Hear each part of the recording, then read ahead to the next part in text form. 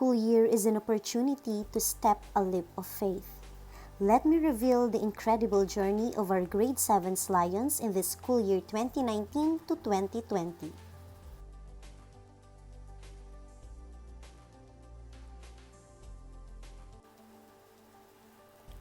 It was a journey from young minds to holistic growth.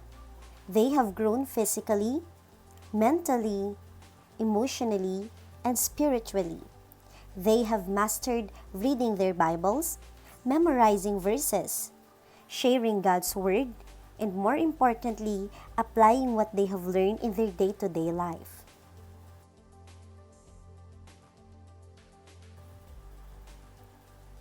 It was also a journey that traveled from the pit of selfishness to the pinnacle of love.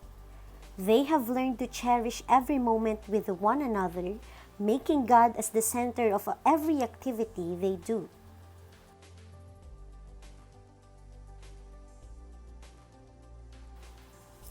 Finally, it was a journey of hopeless dreamers to joyful achievers.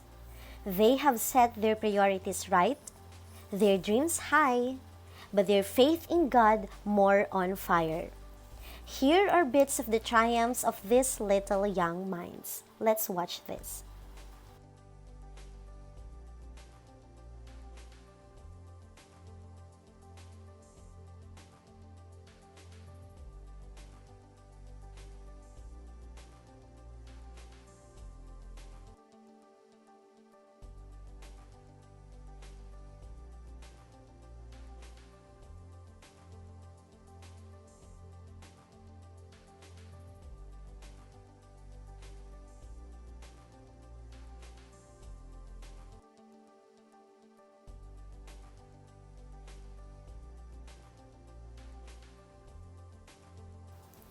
Now, they are living this school year with a different perspective, a clearer mindset, and a more positive attitude.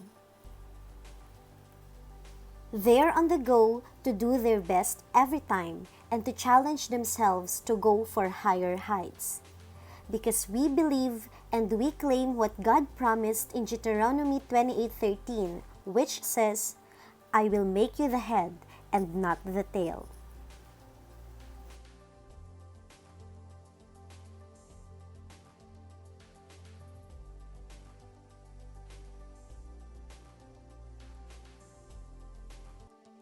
Hello everyone, I am Ralph Gerald Didakun, grade 7. I am a transferee in this very noble institution.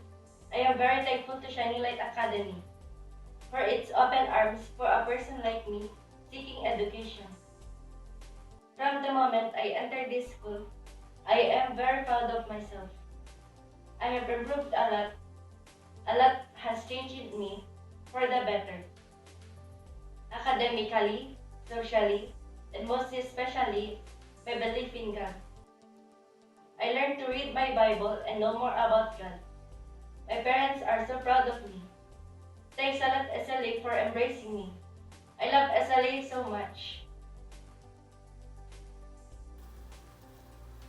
As I end this video, I leave with you some lines from Dr. Seuss' poems, and it says, "Congratulations! Today is your day. You're off to great places. You're off and away. You have brains in your head. You have feet in your shoes. You can steer yourself any direction you choose. You're on your own and you know what you know. And you are the guy who'll decide where to go."